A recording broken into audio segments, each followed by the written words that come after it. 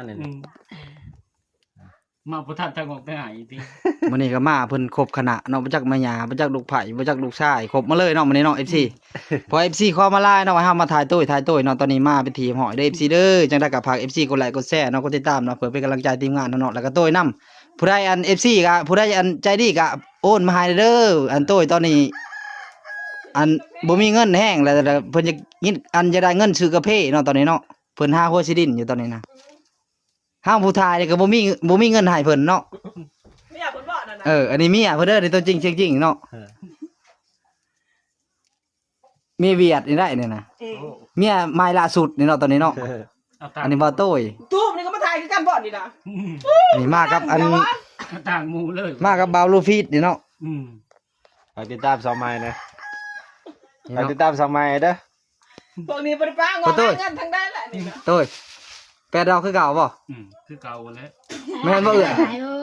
แม่นบ่เอื้อแม่นอลีบ่โต้ยคิดตัวบ่จักโอ้ย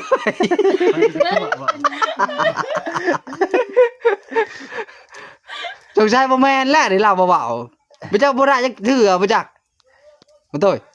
บ่แม่นบ่ได้จักเถื่อบ่ บ่ได้บ่ได้ น่าว่ามาแล้วมาล่อยโอ้ยมอนโต้ย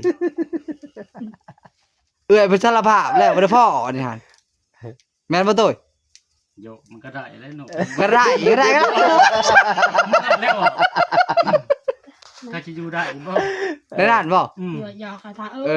อ แต่ก็เมื่ออยู่บ้านเฉยแล้ว ฉันเมื่ออยู่บ้านบ่คันมาต้มบ่ได้ฮะ จำอยู่ผู้เดียวแล้ว แปดคือเก่าบ่ คือเก่านั่นแหละ โอ้ FC เนาะบ่ได้ธรรมดาเด้อนี่โต้ย8ดอกได้ฉายาน่ะบ่ได้ธรรมดาจนเมียบ่เมื่อเด้อนี่เนาะ เมียติดใจ เมียติดใจ นั่นจะขึ้น พัดตาม สายา ลงเพชร